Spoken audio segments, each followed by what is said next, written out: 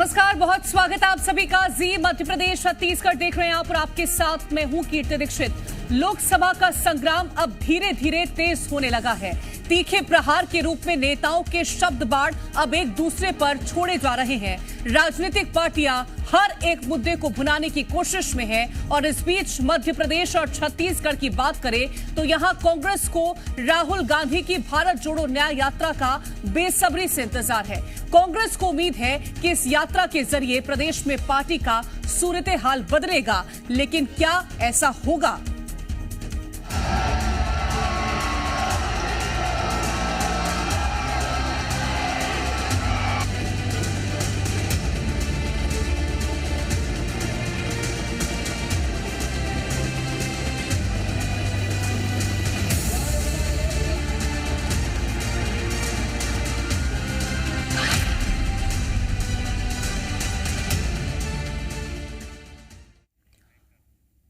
मध्य प्रदेश और छत्तीसगढ़ में राहुल गांधी की जल्द भारत जोड़ो न्याय यात्रा पहुंचने वाली है और इस यात्रा से कांग्रेस को काफी उम्मीदें हैं।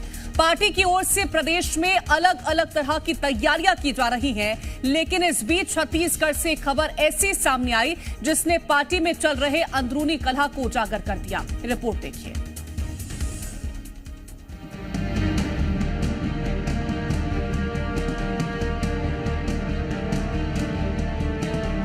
तो विधानसभा चुनाव के बाद कांग्रेस लोकसभा चुनाव की तैयारियों में कोई कोर कसर छोड़ती नजर नहीं आ रही, लेकिन कांग्रेस के लिए लोकसभा का रण इतना आसान नहीं है और इसके पीछे की वजह है नेताओं का एकजुट न होना।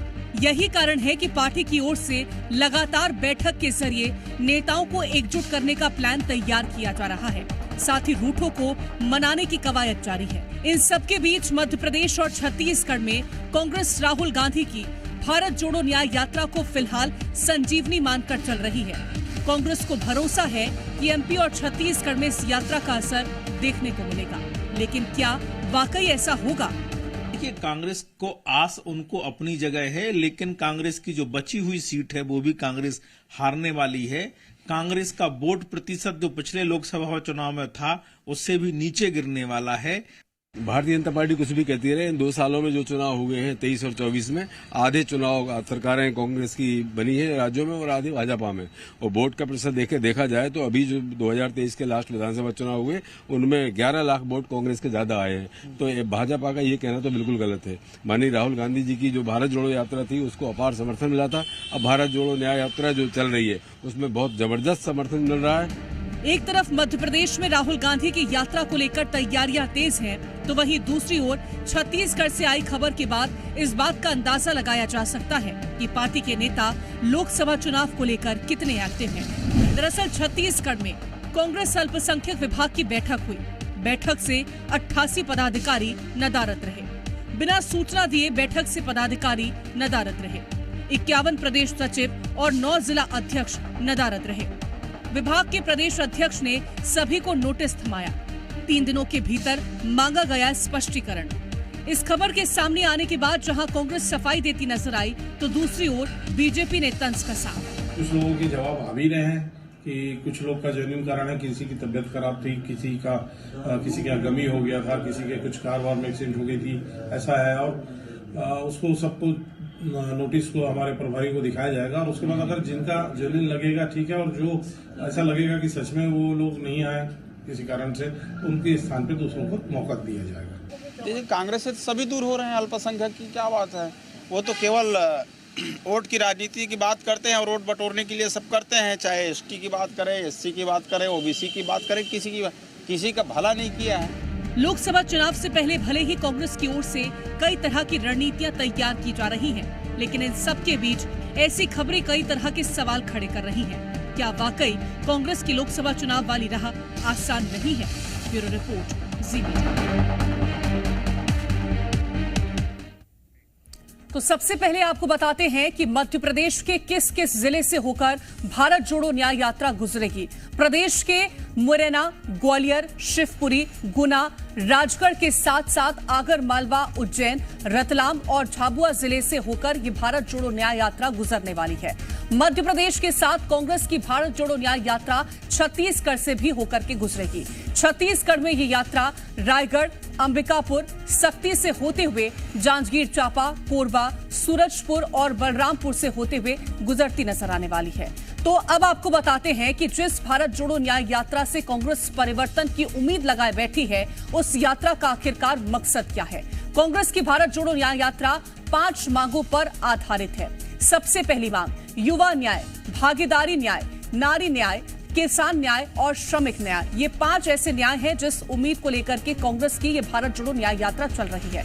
अब जहां कांग्रेस अपनी 5 मांगों को लेकर के भारत भ्रमण कर रही है, तो बीजेपी के विकसित भारत संकल्प यात्रा का भी समापन हो चुका है। अब आपको बताते हैं कि बीजेपी को अपनी इस यात्रा से कितनी सफलता हासिल हुई है।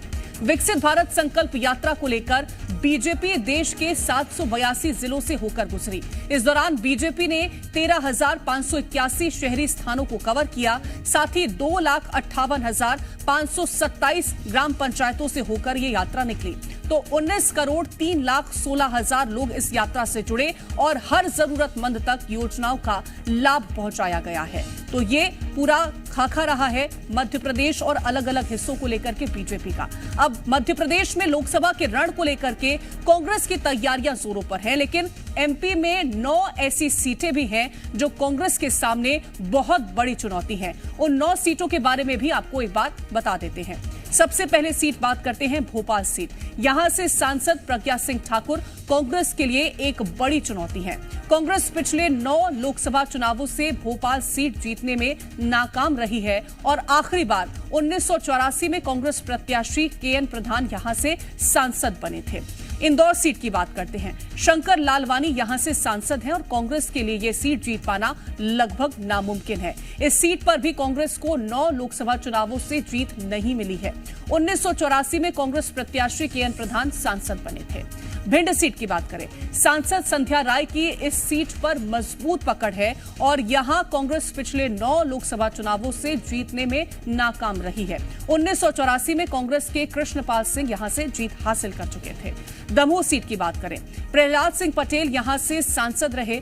पिछले 8 लोकसभा चुनावों से कांग्रेस दमोह सीट पर जीत हासिल करने में नाकाम रही है और 1984 लोकसभा चुनावों में कांग्रेस प्रत्याशी डाल चंद्र जैन सांसद बने थे। अब जबलपुर सीट, राकेश सिंह इस सीट से सांसद रहे। पिछले 7 लोकसभा चुनावों में कांग्रेस जबलपुर सीट जीतने में नाकाम रही है। 1991 लोकसभा चुनावों में कांग्रेस प्रत्याशी श्रवण कुमार पटेल यहां से सांसद बने थे। मुरैना सीट, नरेंद्र सिंह तोमर यहां से सांसद थे। पिछले 7 लोकसभा चुनावों में कांग्रेस मुरैना सीट जीतने में नाकाम रही है और 1991 में कांग्रेस के बारेलाल जाटव यहां से सांसद बने थे। बैतूल सीट की बात करें, दुर्गा दास उइके यहां से सांसद हैं। पिछले 7 लोकसभा चुनावों से कांग्रेस बैतूल सीट नहीं जीत पाई है और 1991 में कांग्रेस के असलम शेर खान सांसद यहां से बने थे। बात करते हैं सतना सीट को लेकर के, गणेश सिंह यहां से सांसद हैं। सतना पिछले 7 चुनावी सालों में कांग्रेस इस सीट पर जीत नहीं पाई है। अर्जुन सिंह 1991 में आखिरी बार कांग्रेस के सांसद यहां से बने थे। बात करते हैं सागर सीट को लेकर के, राज बहादुर सिंह यहां से सांसद हैं और कांग्रेस पिछले 7 लोकसभा चुनावों से सागर सीट पर फतह नहीं कर पाई है। कांग्रेस पार्टी के आनंद अहिरवार 1991 लोकसभा चुनाव में सागर से जीत करके सामने आए थे। तो ये तमाम वो सीटें हैं जहां पर कांग्रेस को शिकस्त मिली है बीते कई सारे लोकसभा चुनावों को लेकर के। चर्चा करने के लिए 2 संवाददाता हमारे साथ जुड़ गए हैं। भोपाल से आकाश द्विवेदी मौजूद हैं और रायपुर से हमारे साथ राजेश निषाद जुड़ गए हैं। आकाश, जिस तरह से कांग्रेस का अगर हम पिछला इतने सारा कार्यकाल देखें लोकसभा चुनावों को लेकर के, जहां पर कांग्रेस को शिकस्त का सामना करना पड़ा, और आखिरी चुनाव अगर हम देखें लोकसभा का, 1 सीट कांग्रेस के पास है और बाकी की सीटें बीजेपी का कब्जा, और उम्मीद कांग्रेस ये लगा करके बैठी है कि राहुल गांधी की भारत जोड़ो जो न्याय यात्रा यहां पर प्रवेश करेगी उससे बहुत बड़ा बदलाव होने वाला है। क्या वैसी तस्वीरें निकल के पार्टी के भीतर से सामने आ रही हैं?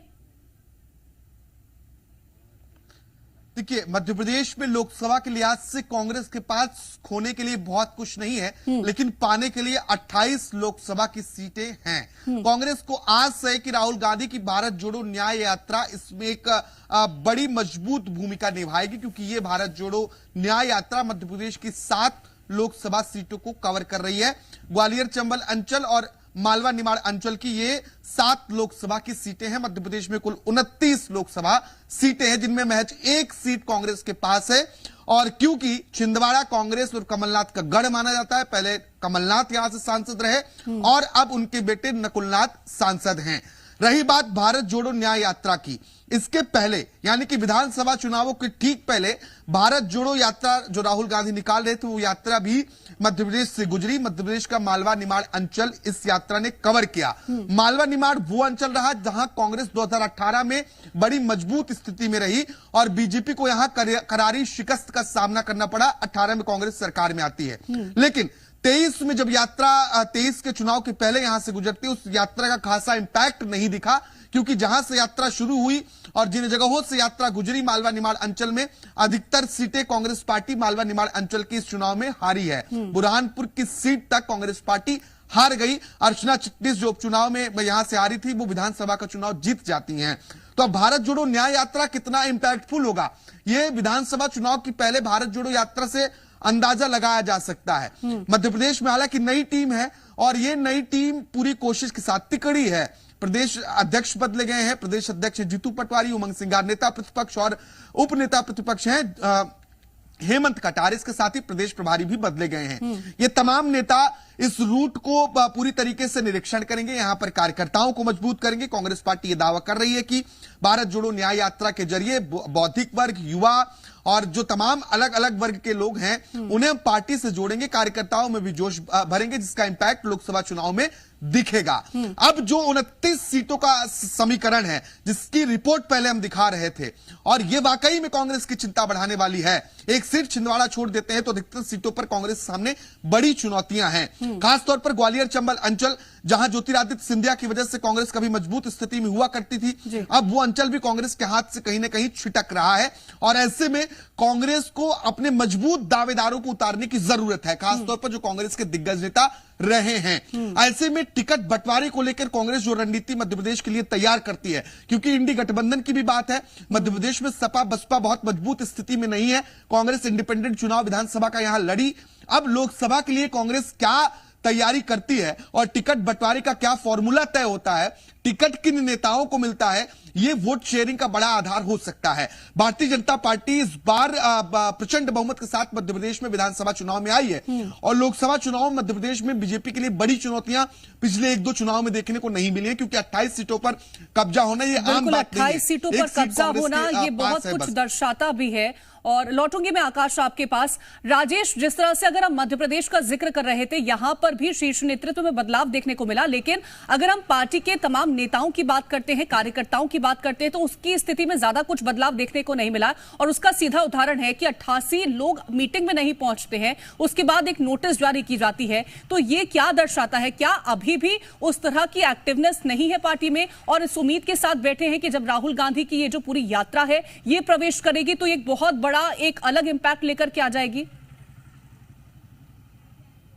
बिल्कुल, देखिए इन दिनों अभी कांग्रेस के लिए कुछ बेहतर नहीं चल पा रहा है, क्योंकि हालांकि देखिए 11 सीटें प्रदेश में हैं, लोकसभा की सीटें, जिसमें से कांग्रेस के पाले पे 2 सीटें अभी फिलहाल कांग्रेस के कब्जे पे हैं। लेकिन देखिए आगामी दिनों में लोकसभा का चुनाव है और ऊपर से जिस तरह से इसी चुनाव के मद्देनजर ये कह सकते हैं कि राहुल गांधी की जो भारत जोड़ो न्याय यात्रा है वो निकाली गई है और इसकी तैयारी पूरी तरह से कांग्रेस के तमाम जो शीर्ष नेतृत्व है वो जुटी हुई है। और ऐसे में इन्हीं तमाम विषयों को लेकर एक महत्वपूर्ण बैठक बुलाई जाती है। कल ये बैठक हुई, लेकिन खास बात यह है कि इस बैठक में तमाम जो बड़े लीडर हैं अल्पसंख्यक विभाग के, वो कोई नहीं पहुंच पाते हैं। देखिए 51 जो प्रदेश सचिव हैं वो नहीं पहुंच पाते, 9 प्रदेश उपाध्यक्ष हैं वो भी नहीं पहुंच पाते। कुल टोटल 88 ऐसे पदाधिकारी हैं जो इस महत्वपूर्ण बैठक पे नहीं पहुंचते हैं। ऐसे में हालांकि पार्टी के जो शीर्ष नेतृत्व है, जो पदाधिकारी है, उनकी ओर से कारण बताओ नोटिस जारी किया गया है। देखिए अभी हाल ही में विधानसभा चुनाव हुए हुए हैं छत्तीसगढ़ में,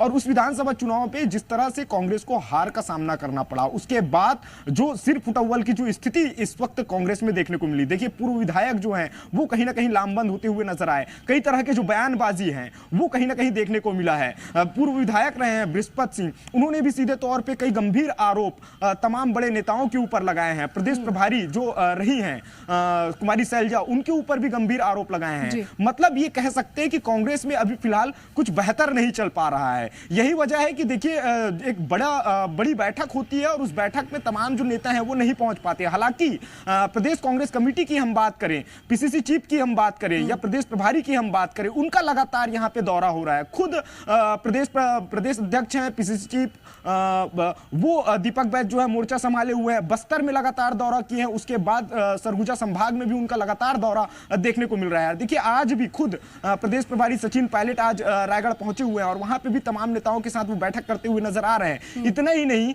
बल्कि पूरी तरह से 11 कमेटियां भी बनाई गई है इस भारत जोड़ो न्याय यात्रा को लेकर के। देखिए राहुल गांधी की जो न्याय यात्रा है वो छत्तीसगढ़ के 7 जिलों से होकर के गुजरेगी, और खास बात यह जिन इलाकों से कहीं ना कहीं राहुल गांधी की यात्रा गुजरेगी वहां ज्यादातर जगहों पे बीजेपी का इस वक्त कब्जा है। हालांकि जांजगीर चांपा यदि हम लोकसभा क्षेत्र की हम बात करें तो वहां कांग्रेस के कहीं ना कहीं सांसद हैं, लेकिन जिस तरह से इस यात्रा को लेकर के जो रणनीति कांग्रेस बना रही थी और जो बैठकें लगातार हो रही थी, लेकिन कल जिस तरह से कांग्रेस के तमाम नेताओं के नदारद रहे उस बैठक में, तो उससे निश्चित तौर पे कहीं ना कहीं चिंता का विषय कांग्रेस पार्टी बेहद चिंता का विषय ये बन जाता है क्योंकि उतनी ज्यादा एक्टिवनेस फिलहाल के लिए अभी भी नजर नहीं आ रही है और चुनाव के मुहाने पर सब खड़े हुए हैं। यहाँ पर दोनों ही पार्टियां हैं।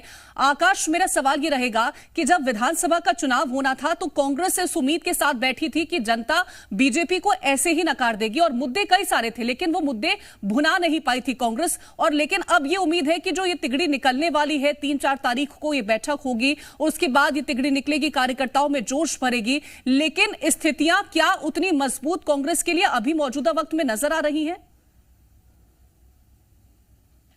देखिए विधानसभा चुनाव के लिहाज से अगर परिस्थितियों को देखें तो जो नतीजे हैं वो बताते हैं कि कांग्रेस विधानसभा चुनाव के पहले और चुनाव के दौरान ओवर कॉन्फिडेंस मध्य प्रदेश में रही। कांग्रेस अंडर करंट जनता की नब्ज को टटोलने में कहीं ना कहीं नाकाम रही, जिसका खामियाजा उन्हें भुगतना पड़ा। और ये जो माहौल कांग्रेस पार्टी ने बनाया कि नई साल नई सरकार, कमलनाथ को मुख्यमंत्री बताया, अवश्यम भावी मुख्यमंत्री, तमाम तरीके के शब्दों का जाल मध्य प्रदेश में कांग्रेस पार्टी ने चलाने की कोशिश की, लेकिन एक्चुअल में जनता क्या चाहती है, जनता का मूड क्या है, पब्लिक क्या समझती है, इससे समझ पाने में कांग्रेस पार्टी कहीं ना कहीं नाकाम हुई, जो विधानसभा चुनावों के नतीजों के बाद राजनीतिक पंडित बताते हैं। क्योंकि मध्य प्रदेश में मुद्दे बुनाने के लिए बहुत थे, बिल्कुल सही बात कीर्ति आपने कही, लेकिन वो मुद्दे कहीं ना कहीं कांग्रेस पार्टी बुनाने में नाकाम रही। अब लोकसभा का चुनाव है, लोकसभा चुनाव विधानसभा चुनाव दोनों चुनावों के मुद्दों में बहुत अंतर होता है और यहां पर कांग्रेस पार्टी किस राह पर चलती है, क्योंकि अभी रणनीति बहुत खास स्पष्ट नहीं है। नए जो प्रदेश अध्यक्ष नियुक्त हैं, प्रदेश प्रभारी नियुक्त हैं या फिर नेता प्रतिपक्ष की बात करिए, बहुत फूक कर कदम रख रहे हैं। दिग्गज नेता कहीं ना कहीं अभी पीछे दिखाई दे रहे हैं। कमलनाथ बहुत समय से प्रदेश में एक्टिव नहीं, जब से चुनाव हारे हैं, उसके पहले प्रदेश अध्यक्ष हुआ करते थे। उतनी ज्यादा एक्टिवनेस फिलहाल अभी नजर नहीं आ रही है कांग्रेस की तरफ से, लेकिन ये एक्टिवनेस कितने दिनों में नजर आती है और इसका इंपैक्ट क्या पड़ेगा आने वाले चुनावों में, वो हर कोई देखेगा। फिलहाल बहुत शुक्रिया आप दोनों का इस चर्चा में हमारे साथ जुड़ने के लिए।